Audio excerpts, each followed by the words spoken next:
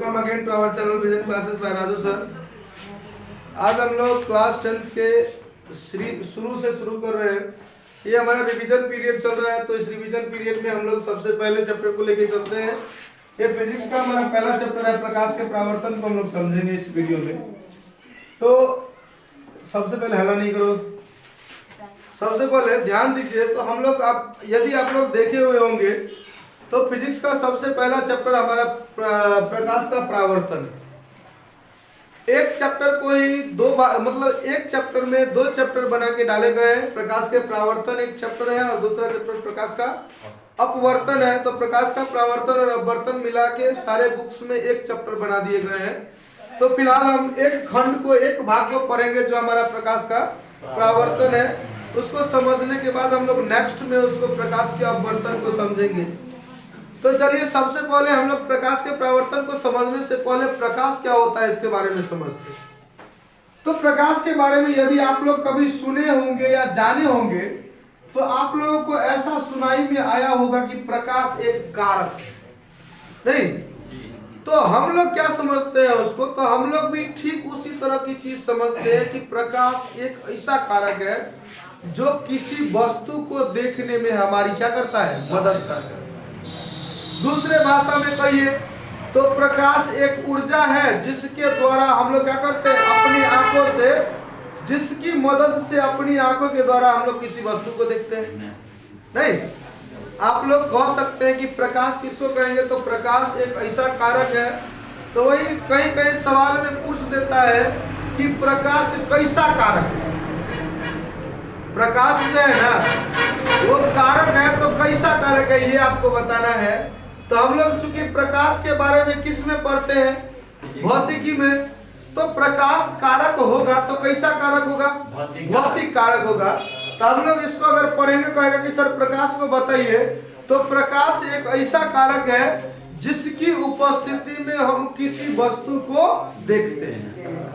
ध्यान से समझ लीजिए इस बात को, 3-4 बार मैं बोल रहा हूं, तब से एक ही बात को दोहरा रहा हूं। प्रकाश एक भौतिक कारक है जिसकी उपस्थिति में हम लोग किसी वस्तु को देखते हैं।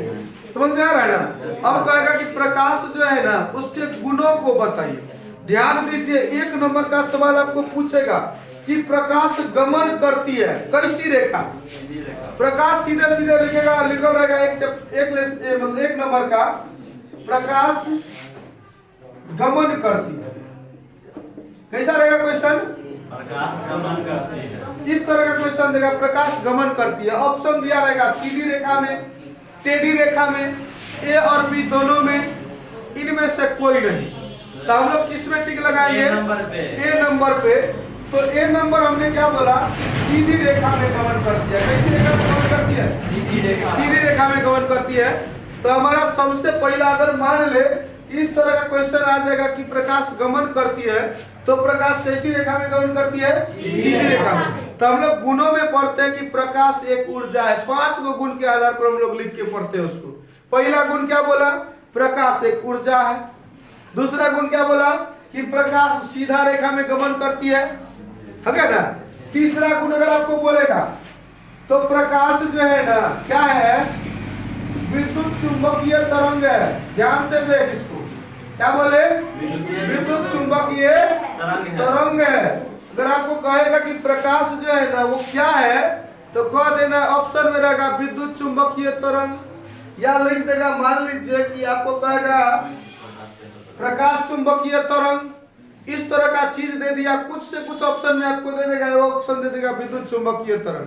तो आपको किस में टिक लगाना है, विद्युत चुंबकीय तरंग में जाके के टिक लगा देना है, वह मार्क को भर देना है विद्युत चुंबकीय तरंग। अब कह देगा कि प्रकाश का वेग जो है ना कितना होता है, तो प्रकाश का वेग 3 × 10⁸ किलोमीटर प्रति सेकंड होता है। कितना होता है, 3 × 10⁸ किलोमीटर प्रति सेकंड। ध्यान से देखिए, 5 गुण में पहला गुण हमने क्या बताया, प्रकाश एक ऊर्जा है। क्या है, दूसरा क्या बोला, प्रकाश सीधी रेखा में गमन करती है। तीसरा क्या बोला, प्रकाश विद्युत चुंबकीय तरंग होता है। अगला क्या बोला, प्रकाश का वेग क्या होता है, 3 × 10⁸ किलोमीटर प्रति सेकंड होता है। किस में, हवा में। किसमें? हवा में। आपसे क्वेश्चन करेगा कि हवा में प्रकाश का वेग कितना होता है, तो क्या बताना है? 3 × 10⁸ किलोमीटर प्रति सेकंड। कोई दिक्कत नहीं है। चलिए, प्रकाश को भी सभी समझ गए होंगे। प्रकाश के बारे में मैंने क्या ये बोला कि प्रकाश जो है ना एक ऐसी भौतिक कारक होता है जिसकी उपस्थिति में हम नेत्रों के द्वारा किसी वस्तु को देखते हैं। कोई दिक्कत नहीं है। चलिए आगे हमारा क्या हो जाता है, तो किरण हो जाता है। क्या हो जाता है? किरण। हम लोग किरण को समझेंगे। देख लीजिए, ध्यान से देखिए। तो प्रकाश के बारे में हमने क्या पढ़ा कि प्रकाश गमन करती है सीधी रेखा। किसमें गमन करती है? सीधी रेखा। अब देखिए, इसी गमन करेगी ना, तो गमन कौन चीज करती है? प्रकाश तो नहीं करती है। प्रकाश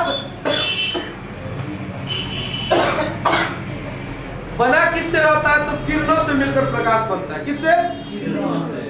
बहुत सारे किरणों से मिलकर के किसको बनाया जाता है? प्रकाश को। तो यदि प्रकाश गमन करेगी तो प्रकाश नहीं गमन करती है। कौन गमन करती है? किरण गमन करती है। तो आपको कहेगा किरण से आप क्या समझते हैं? हमने क्या कहा? गमन करती है। तो गमन पथ की जो वास्तविक लंबाई होगी ना, यह कह देगा कि प्रकाश जिस पथ से गमन करती है उसी को हम लोग क्या कहते हैं? किरण कहते हैं। जिस दिशा में गमन करेगी तो उसी को क्या कह देंगे? किरण। तो अगर आप किरण का डिफिनेशन कह देंगे, आपको कहने के लिए ध्यान से सुनिए कि प्रकाश जो है ना, प्रकाश के गमन पथ की दिशा को क्या कहते हैं? किरण कहते हैं। गमन पथ की दिशा को किरण कहते हैं। इसको याद रखिएगा, क्योंकि प्रकाश जिधर भी जाती है ना, हम लोग जानते हैं सीधी रेखा में गमन करती है। तो प्रकाश जिधर भी गमन करेगी ना, तो गमन कौन सी करती है? तो किरणें करती है। तो इसीलिए अगर आपको कहा किरणों के बारे में बताइए, किरण किसको कहते हैं? तो गमन पथ की जो भी दिशा है उसी को हम लोग क्या कह देते हैं? किरण कह देते हैं। अब इससे आगे पढ़िएगा तो हमारा क्या होता है? प्रकाश पुंज। क्या होता है? हम लोग प्रकाश पुंज के बारे में समझते हैं कि प्रकाश पुंज से आप लोग क्या समझते हैं?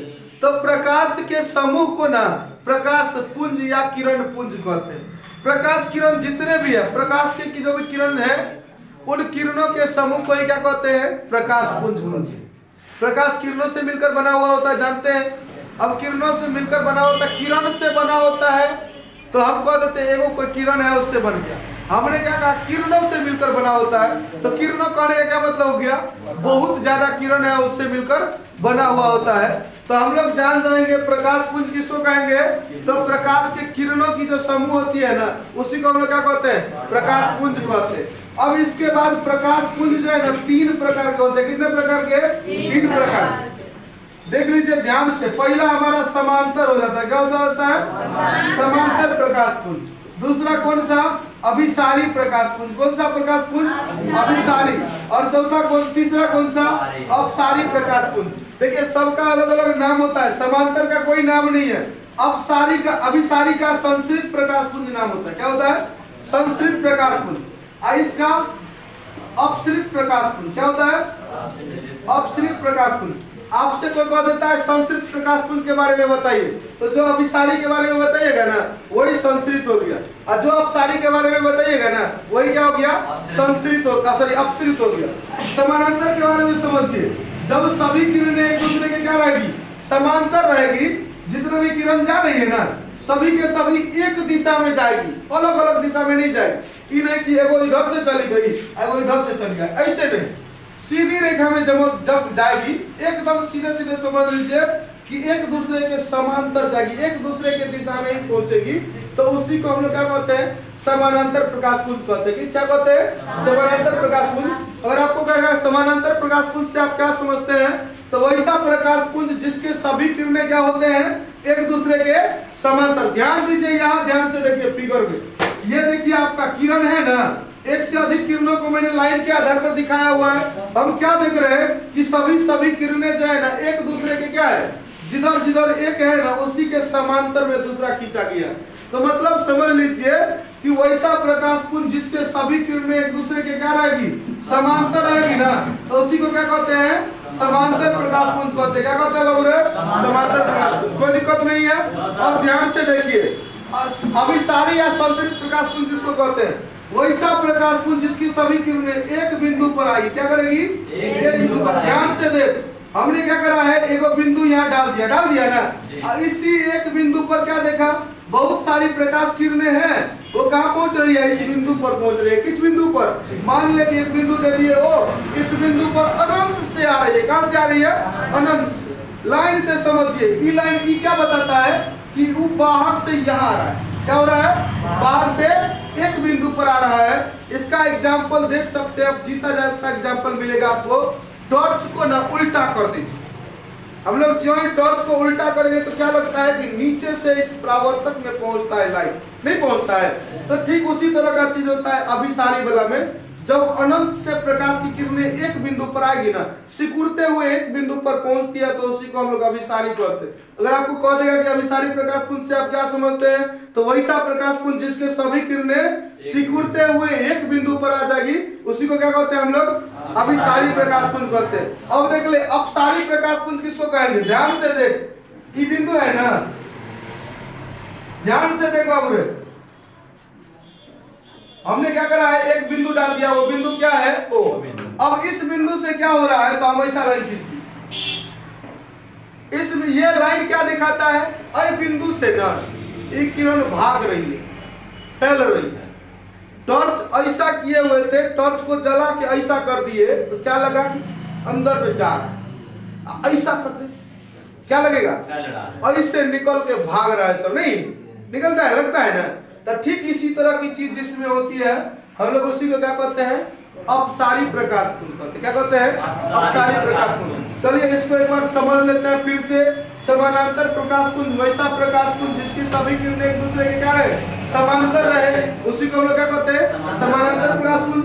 अभिसारी के बारे में हमने क्या बताया, जब अनंत से सभी किरणें सिकुड़ते हुए एक बिंदु पर पहुंचेगी ना, उसी को हम लोग क्या कहते हैं, तो अभिसारी प्रकाश पुंज कहते हैं। अब उसके बाद लास्ट वाला जो हमारा टॉपिक है, अपसारी प्रकाश पुंज से आप क्या समझते हैं, जब जो है ना एक बिंदु से फैलती जाएगी ना, अनंत तक फैल जाएगी प्रकाश की किरणें, हम लोग उसी को क्या कहते हैं, अपसारी प्रकाश पुंज कहते हैं। समझने में कोई दिक्कत है किसी बच्चों को, आगे बढ़े तो देख लीजिए। आपका जो 3 टॉपिक्स है, वो 3 टॉपिक्स अभी आपका ये खत्म हो चुका है। नहीं, हम लोगों ने गुणों के बारे में पढ़ा, प्रकाश के बारे में, किरण के बारे में, और प्रकाश पुंज जितने भी है उनके बारे में पढ़ लिए। ठीक है, चलिए आगे हमारा क्या है, तो आगे पदार्थ जो है ना, कुछ ऐसे पदार्थ होते हैं जिनमें अपना खुद का प्रकाश होता है, कुछ ऐसे पदार्थ होते हैं जिनमें अपना खुद का प्रकाश नहीं होता। उनके आधार पर पदार्थों को 2 भागों में बांटा गया। क्या भागों में, 2 भागों में। आत्मदीप्त कहिए, दीप्त कह दिए या प्रदीप्त कह दिए, तीनों एक ही बात है, एक ही चीज का नाम ये तीनों है। आपसे पूछ देगा कि बाबू बता, आत्मदीप्त किसको कहेंगे, दीप्त किसको कहेंगे, प्रदीप्त किसको कहेंगे, ये पदार्थ होते हैं। आपसे पूछेगा ये तीनों पदार्थ के बारे में बता, किसको कहते, तो तीनों एक ही चीज है। समझ में आ गया ना, ये तीनों क्या है, अलग अलग एक भी नहीं है, सबका सब एक दूसरे के क्या है, जैसा एगो है ना, ठीक उसी तरह का दूसरा। समझिए ध्यान से, हमने क्या कहा, कुछ ऐसे वस्तु होते हैं, ऐसे पदार्थ होते हैं जिनके पास खुद का प्रकाश होता है, और कुछ ऐसे पदार्थ होते हैं जिनके पास खुद का प्रकाश नहीं होता है। तो जिन पदार्थों के पास अपना खुद का प्रकाश रहेगा, उसी को हम लोग क्या कहते हैं, आत्मदीप्त। आत्म मतलब होता है स्वयं, और दीप्त मतलब होता है प्रकाशमान, दीप्तमान। तो जो स्वयं से दीप्तमान रहेगा ना, उसी को हम लोग क्या कहते हैं, आत्मदीप्त पदार्थ कहते हैं। समझ में आ गया ना। इसको अगर डिफिनीशन में कहिएगा तो वैसा पदार्थ, ध्यान से लिख लीजिएगा, बड़ी धीरे से हम बोलते रहते हैं, आराम से लिख भी सकते हैं कॉपी में जब हम समझा रहे होंगे। तो वैसा पदार्थ जो स्वयं प्रकाश उत्सर्जित करेगा ना, उसी को हम लोग क्या कहते हैं, आत्मदीप्त पदार्थ कहते हैं। जैसे एग्जाम्पल के तौर पर हम कह सकते हैं, सूरज क्या है, आत्मदीप्त है। तारा क्या है, आत्मदीप्त है, खुद का प्रकाश है।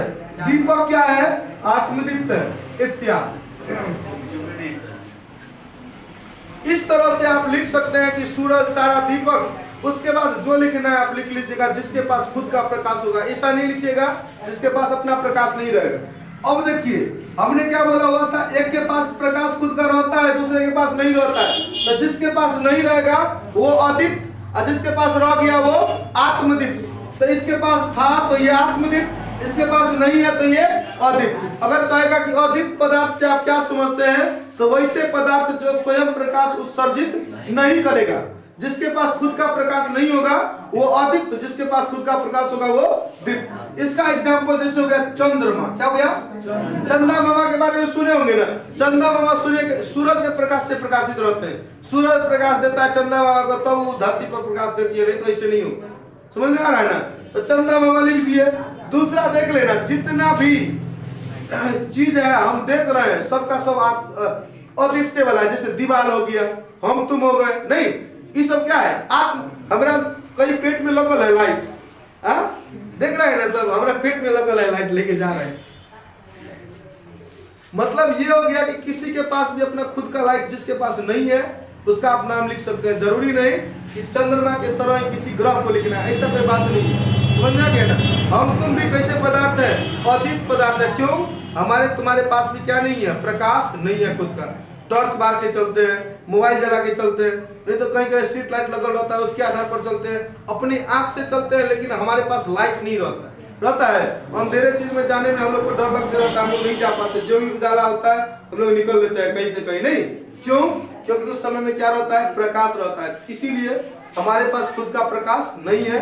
तो जिस वस्तु के पास या जिस पदार्थ के पास खुद का प्रकाश नहीं है वो अदीप्त हो गया। जिसके पास खुद का प्रकाश है वो क्या हो गया? आत्मदीप्त हो गया। इसको समझने में कोई दिक्कत नहीं है ना? चलो मिलते हैं फिर से नेक्स्ट वीडियो में। उसके आगे जो भी है वो आगे में पढ़ेंगे, नहीं? तब तक के लिए यही तक।